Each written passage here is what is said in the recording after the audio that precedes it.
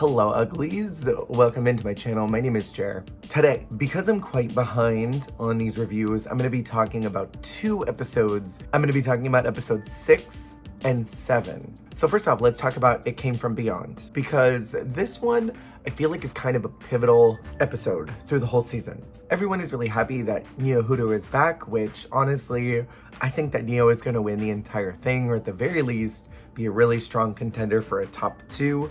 And I think with the Orc storyline, I think there's a very clear possibility that we might get a television moment and have Orc versus Neo for like the crown. I fully see that as a potential of something that might happen. As the episodes have gone on, I've really enjoyed Orc's art, but I've disliked a lot of the conversations that have happened towards JK.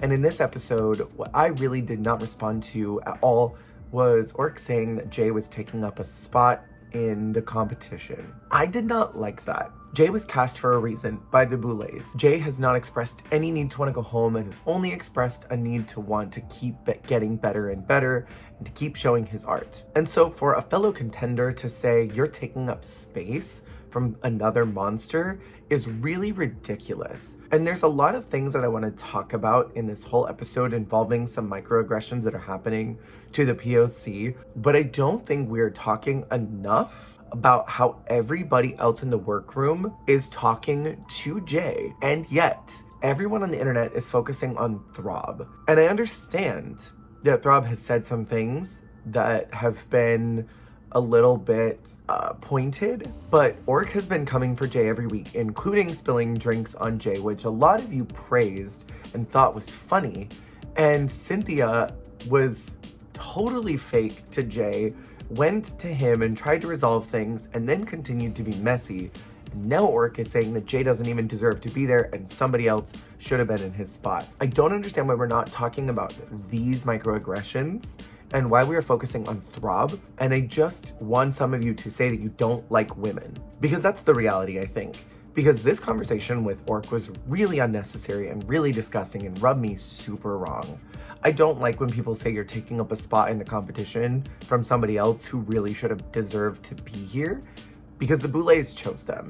We cannot like somebody's drag, we cannot like somebody's art, we can think somebody's phoning it in for a lot of the challenges, and we can say, you are not stepping it up in the way that the rest of us are. That is a one different conversation than saying you do not deserve to be here. It's giving very Fifi O'Hara saying, you should not be here because you only know how to buy shoes, gatekeeping drag from Willem. This was a very gatekeeping monsterdom from Jay. And something similar happened later on tonight, and something happened in the second episode that I'm going to be talking about where Throb addressed Fantasia. And I think the conversation that I heard from Throb was Throb saying, I think that Fantasia should go next because Fantasia is not doing what everybody else is doing. And I think that's a completely fair assessment because, in my opinion, I don't think Fantasia's given horror or filth the entire time. I think it's just been glamour. And I think on some extent, Jay's just kind of been giving filth, hasn't really been giving horror or glamour with the exception of the bellhop runway, because that was fantastic, but everything else has been kind of low budget.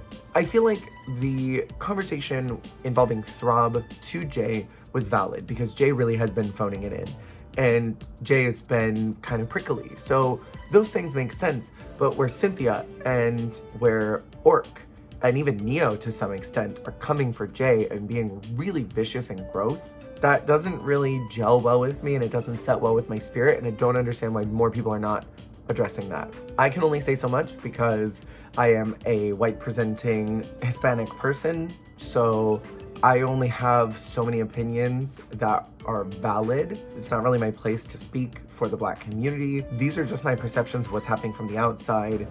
And I feel like a lot of the aggression towards Throb is out of misogyny, personally. So let's move away from that and get into the actual challenge, which is Pleasure Planet X. This was very Rocky Horror themed. It had a lot of references to it. It had a lot of really great potential. The idea of sex workers in a galaxy far, far away and having to present something as their floor show, telling that story, I think is really cool. I like an acting challenge every now and again, but I don't tend to love the Boulet brother acting challenges. So them writing their own scripts and presenting their story on the runway folded into their presentation, I think was a lot smarter and helped me as an audience member not get that icky cringe thing. And I think this is a really important conversation. I'm glad that the Boulets were addressing sex work and also normalizing it and casting it into the future. This is a cool assignment, and I don't think a lot of people did it right. So let's talk about these looks really fast. We're gonna lightning round through these because we got 2 episodes to get through. So let's talk about Throb's look. This neon hot, sexy sportswear, football, fantasy was really fun. I feel like this is kind of a on-the-nose trope that you get when you may have looked up some type of sex work before. You probably will see someone that's sort of doing an athletic college boy type look. And I thought the performance was really hot. It got me warm, and I feel like this was like one of my top looks of the week. I thought it was really spectacularly done. I thought for the idea of sex work, I thought this really sold a story, and I thought it had a really interesting POV. So then we have JK, who I love the idea. This is a really nice concept. As a sex worker, a lot of times that sort of gritty on the ground thing happens with people who just are trying to get from town to town, trade their bodies for transportation or food in order to get by.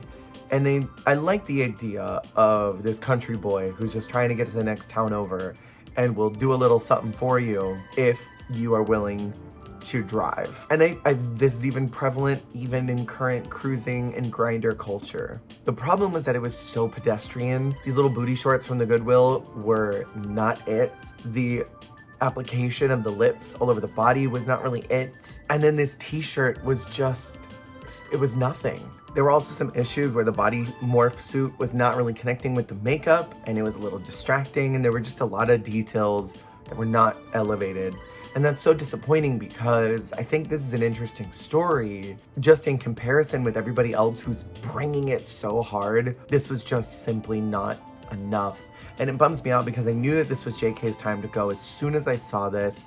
And I really wish that he was able to do just a little bit more because I wanted to see him in the top 3. I really like what he does. I'm kind of bummed that this was the end. Then we have Cynthia Doll. I don't know what this is. This Muppets in space grandmother bitch going to the Protozoa concert. This was the weirdest thing I have ever seen on Dragula, and I hate it, but it's also so fierce that I kind of stan it, even though it's so messy and awful at the same time. It definitely gives space. I would have no idea this was supposed to be sex worker. I feel like it's got the same problem that Jay's does, but it was at least slightly elevated to a camp place.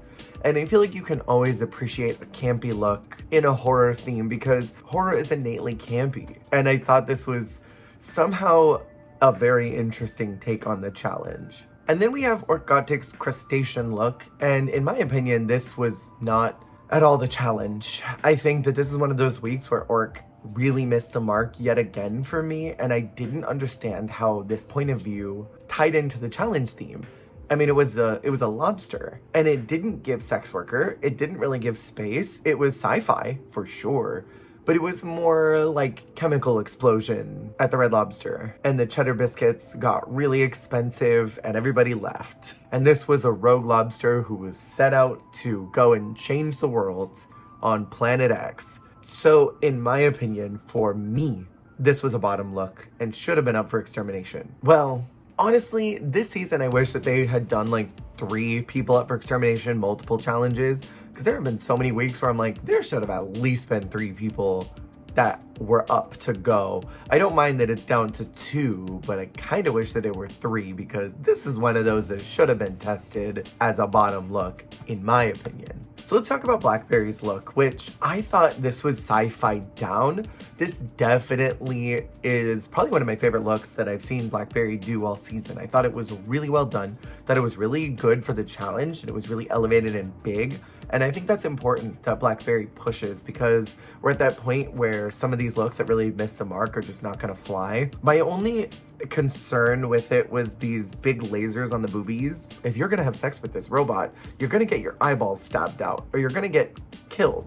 And if the intention was that the boobs are supposed to impale you and you die, I wish that they had been covered in blood or something. Like she had been hired, but then the lasers shoot out, or the plungers shoot out, and they murder you and they stab you and then you die. It's like a secret ring of murderous sex dolls that kill you in the future, and nobody can figure out why everybody's dying because there's no crime evidence. There's no crime scene evidence. I feel like there could have been a story in there. That was just like one of those little details where I thought it was really strong, but I didn't quite think it necessarily gave me like sex worker doll. I think without the talking and without the voice, I don't think I would look at this and think this was supposed to be a sex worker. I think it would be like a really cool space outfit. And it accomplishes a very cool space robot, but I don't know if it gives sex worker robot. That was my opinion. Then we have Fantasia, who is giving you Dee Dee from the Rugrats. I honestly am so baffled by what was going through her brain. And this is another one of those things where Fantasia missed the mark so badly. And I think that this is not the first time. This is at least the third time where I think Fantasia's missed the mark. And I'm glad that it finally caught up and that she had to be up for extermination. Because I mean, even like the weird googly eye was not enough to save this look. The presentation wasn't quite enough. And it was just kind of odd. I wouldn't look at this and think that it was sex worker in the future. I would look at this and think it was like a weird clown who shouldn't be let up on the loose and should have been arrested for public indecency. I just find myself very confused by this, and this is again not the first time that this has happened.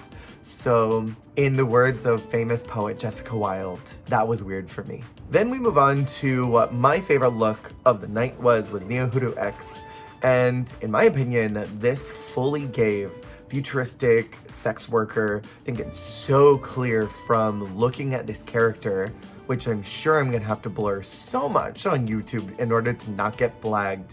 This was a really incredible look. I love all that detail that went into it with all the extra boobs and everything that's on it.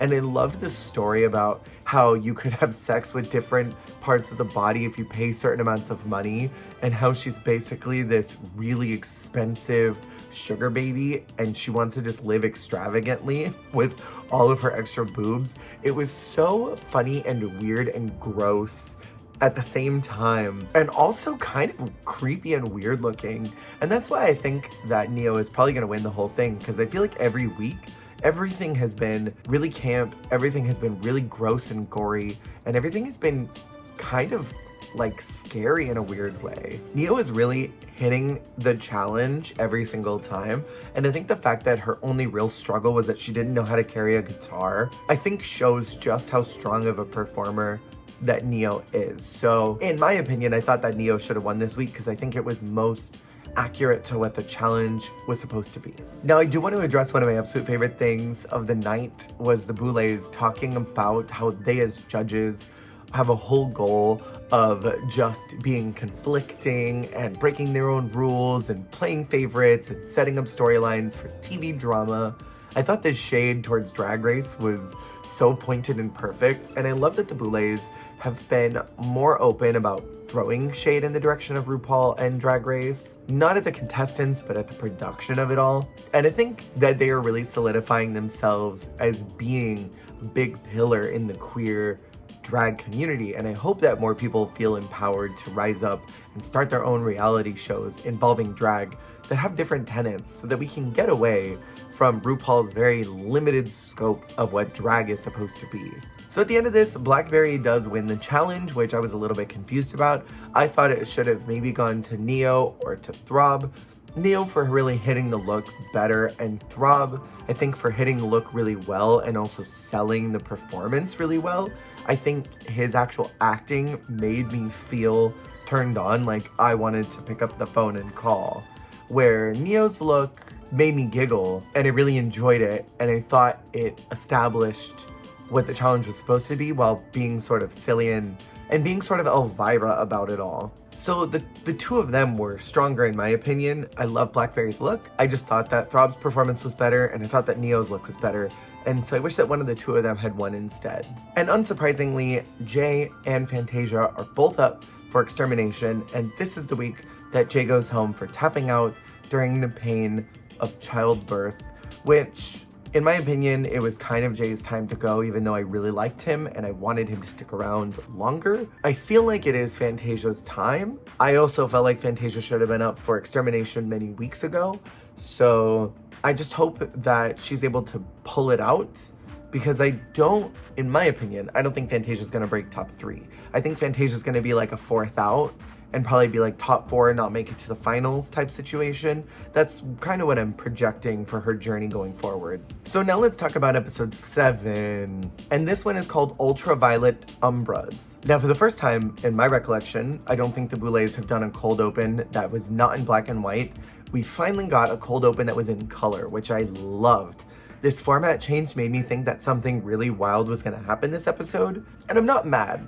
I just thought, oh my god, maybe somebody's coming back. Maybe this is like, get ready for the roller coaster, because everything's gonna change now. And then all the old contestants would come back, and they'd all get to compete, and then maybe one of them could come back and then send somebody home. And I was like, so ready for it, and that didn't happen. But it's okay, because this was a fine episode. Everyone is really excited about Fantasia being back in the room, which I understand they liked her better than they liked Jay.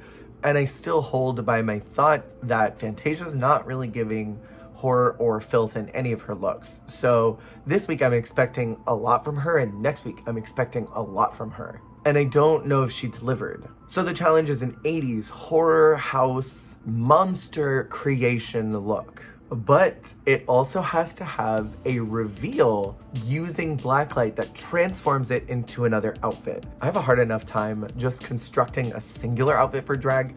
I could not imagine creating a look that also changes under blacklight. So this was baffling to me. I would have gone for something really simple and iconic and well-known, especially when you think of like a haunted house. I would have done like a Frankenstein's monster or a witch look. I would have done something really easily accessible that wasn't too hard, that could have changed really easily under blacklight into something even cooler. Like maybe do a Frankenstein monster, but under the blacklight, it's covered in boyfriend juice. And I feel like that would have been really fun and campy and would have made it turn into something else. And then we get another iconic fright feat where they have to beat their face using a 99-cent makeup. And then the fright feat is them having to use 99-cent store makeup in order to beat their face. And we got ex-sister Coco Kane back in the room, and she looked so damn good. I want them to bring back Coco every season for no reason, just to bring her in, because Coco is everything. Just absolutely stunning. Coco is everything. And Gagger, the challenge winner, gets to be safe from extermination. So it doesn't matter how bad they do that week, they do not have to be up for extermination. I would have used this to just coast. I would have given the most simplistic but fun look and just been like, I'm gonna give you the challenge and I'm not gonna do anything crazy. You wanted crazy? You're not gonna get crazy. And I would have just given them something really solid and just had a really good time with it. Or I would have done something even more wild and insane and just gone for it, since I knew that there would be no punishment. I'm really glad that Throb won. I thought the look was really fun. I thought it was smart to sort of do like a pumpkin face rather than to try and do something glamorous, where I feel like a lot of people didn't really know where to take the makeup look. But I also found it extremely unfair that Neo came into the room with a full mug already. That was so unfair. And then using glue, the cheater. So let's get into the floor show. First off, I love the way the Boulets looked. I love these outfits. I thought they were super high fashion and pretty. I loved that they were an homage to these haunted houses that they were trying to reference. Victoria was a cool judge, and I enjoyed seeing her. I loved her entrance of just blank staring at the camera and saying, line. It was a great callback to Titans. I just didn't think that she had a ton of really constructive things to say, unlike someone like Landon, who was such a spectacular judge, or even Daddy Dali, who really gave a lot of great feedback. I felt like Victoria was sort of just there, even though I'm a big fan of Victoria Elizabeth Black and I want to see her all the time. Just was a little underwhelmed with her judgment. So we're gonna start with Throb Zombie, who came out as a mariachi, as a priest. I liked the look and I thought it was really transformative under the black light, but I had no clue what it was. There were just so many references and I wish that they had all been kind of honed down into one thing. That's what I would have liked to have seen. Next we have Fantasia, who came out as a snake that had consumed a person and the person was stuck inside the snake body. And I like the idea of this. I think it's a really big horror trope of a big creature that eats somebody and they're stuck inside of them. And I feel like there is a horror movie where someone is trapped in a snake mouth and they have to like cut their way out of the snake. I feel like I've seen that in something. What my problem was is that it was just so simple and it really wasn't constructed that well from the neck down. The actual snake head was really cool, but then everything else was so odd, and then the actual slithering wasn't really good. It was falling apart in a lot of places, and in my opinion, this was again one of those looks that really should have been up for extermination. But I think if they had electrocuted her, they would have popped her titties, and they would have probably gotten in a lot of trouble with her lawyers. So maybe it wasn't good. But this was definitely 100% a bottom look and should have been up for extermination, in my opinion. Next we have Blackberry, who did a very literal reveal by coming out doing the classic older drag queen thing where you've got a big coat and then you open it and there's something underneath and it's like, gasp, there's a thing underneath there. What this in particular reminded me of was a old San Bernardino theme park that was called Pharaoh's Lost Kingdom. There was an arcade at the top, and it was all laser tag. And there were these neon pharaohs that were there and they'd sort of pop out at you. And it was really cool. It was just a really fun time. It was a very big part of my childhood because we would go to this theme park a lot. And that's what this look reminded me of. So on a nostalgia level, for me as a Southern Californian who went to this theme park a lot, it was something that really made me very happy. I thought it also really struck true for an 80s horror house. Because when you think about scary haunted houses, you kind of think about these certain tropes. And I feel like an Egyptian horror theme is very smart to do for one of those quirky, like themed haunted houses. So this was a brilliant look, in my opinion. And I really liked the transformation underneath the black light. And I thought maybe this was more on the nose for what the challenge was. So this was definitely a top look for me. Next we have Orgotic, who again missed the mark. I did not understand for even a half a second what this was supposed to be, what it had to do with the challenge, what it had to do with 80s. It was giving me like a moth, but also like a skeleton bone man. And what were the lasers there for? What was the look? I did not get it at all in correlation with the assignment. And I thought that this was absolutely 100% deserving to be out for extermination. Again, to quote Jessica Wilde, that was weird for me. Next we have Cynthia Doll, who I feel like was giving me a Universal Studios scare actor.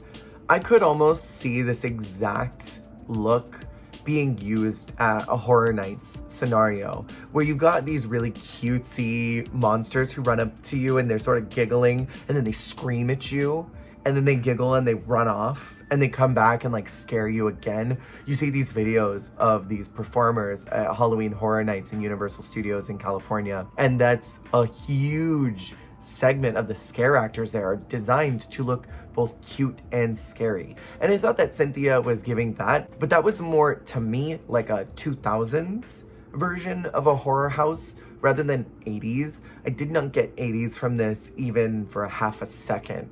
So it was off assignment, but I also liked it because there was a really fun transformative element and I could see the story playing out in it. And I think compared to Fantasia and Orgotic, I felt like this at least had notes of what the challenge assignment was supposed to be. For me, Cynthia is in this weird place where I want her to be there, but then I don't. I really went back and forth on this, but in my opinion, taking away my personal feelings aside, looks-wise, this was, I think, more on the nose for what the challenge was supposed to be. In comparison to Orc and Fantasia, who really didn't hit the assignment at all, and the transformation underneath the blacklight was not really a payoff. And then we have this absolutely insane look from Neohuru. And this demented, demonic, buff, gender-bent Hello Kitty who was doing unspeakable things to that teddy bear at the end of that floor show. This look was hot. I know that there are a lot of monster huggers who probably lost their minds while watching this look and probably went dry mouth when Neo came around the corner. And when she took the helmet off and there was that makeup underneath that was really hot and masculine, I mean, I'm feeling a certain way about it. The buff body and the proportions and the shapes and the movement, the production and selling of this look really made me wonder if I'm mentally okay. I know that I look at monsters like Pyramid Head who are very humanoid and I think, oh yeah, daddy, let me get on that. And I think that might indicate that something is wrong up here in my brain. But then this came out and now I really think that something might be wrong with my brain because I was turned on. And I think a lot of people that were watching were turned on. This was an insane look. This was insane. On top of it being really scary and being disgusting. It was so rotten to watch that I had to turn away for a second because I thought, I don't think I'm supposed to be watching this. This is gross, but I like it. It really solidifies that I think Neo is gonna win. And up until this episode, I thought it really could have gone a lot of different ways, but I think it's Neo's game to win. So then the Boulets throw a curveball and ask them all to explain who they think should go home next. And for the first time ever, nobody's name was said twice. Everybody's name was called out on that stage, which I thought was kind of a cop-out because there's no way that they don't all think that one person should go home. And it all felt very diplomatic, like they were trying not to be mean, but I know that they all have one person that they want out of there because they just don't like them. I'm certain of that. And so I thought it was kind of a weird RuPaul's Best Friend race type situation, but it is what it is. And I think it sort of made everything a little murkier about what everybody's end goals are. Are they there to make friends or are they there to win a competition? So up for extermination this week is Cynthia and Orgotic, and I was confused once again because I thought this was another week where Fantasia really should have been up for extermination. However, again with the electricity, that could have caused some medical problems and maybe that was just not safe to put her through that. I knew that Orc was not gonna go home as soon as it was Orc in the bottom. I think Orc and Neo are two of those competitors that it doesn't matter who goes against them, whoever goes against them is going home. I think Throb is the only one who might survive against someone like Orgotic, but certainly would never survive against Neo. And I feel like anybody else would go home the minute they got in the bottom with either one of the two of them. And when it cut to black and Cynthia was just crying from the pain, I almost felt bad in the same way that I felt when Pangina got eliminated from Versus the World and she's just backstage sobbing hysterically. Wow, can y'all have your emergency elsewhere? It made me feel bad that she was going home because she wanted it so bad but was in so much pain and physically could not keep going. That was upsetting in a weird way that I can't explain. And for someone like me who goes back and forth on what I even think about Cynthia as a performer and a contestant, I think that says a lot. And I think I'm really bummed that Fantasia didn't go home this week because I think she's missed the mark so many times, even in her win. I thought she missed the mark. And I already talked about the Throb Fantasia conversation, but just wrapping all this up with saying, I also agree with Throb that I don't think Fantasia's a super monster. At least not in the way that everybody else is doing. Fantasia is sort of where Melissa was in season 1, but not risking any of the pageantry. Fantasia's just doing the assignments in the way that she wants to, and hasn't really been giving us who she is as an entertainer, and I still don't know who she is. I also think it's really rich that this week they had a big question mark about who Blackberry was, and not really knowing what Blackberry's POV is, but that's literally the exact reason why they sent home Onyx. So if they're going to really get on somebody for not giving who they think they should be, that should be applied across the season. And if there's a question mark about who is a performer, doesn't matter how good they've done or what they've done, if you don't know who they are, that's a cause for concern if you already sent somebody else home for that reason. So that kind of rubbed me wrong too, and again, I've kind of felt like The bottoms this entire time have always been a little bit weird. Who was up for extermination was always a little bit weird. This was the first week that I really kind of agreed almost full-heartedly, with the exception of Cynthia and Fantasia being flopped. And now I want to talk about Cynthia's death, because Cynthia got chased by a chainsaw-wielding maniac and chainsawed her to death. And this to me felt very Scream Queens-esque with the Red Devil.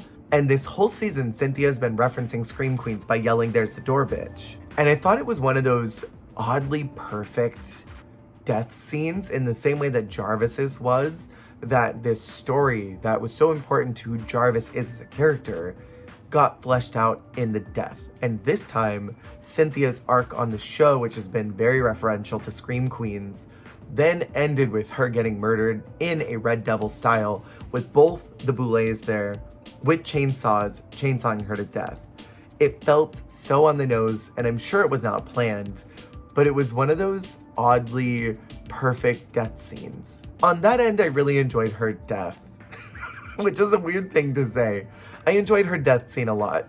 I thought it was really perfect for who she is as a contestant on this show. And I'm very excited and curious to see what's going to happen next week, because I feel like the clear next outs are between Blackberry and Fantasia. I almost feel like Fantasia is going to be out, but they might also just still be wondering who Blackberry is and might axe her.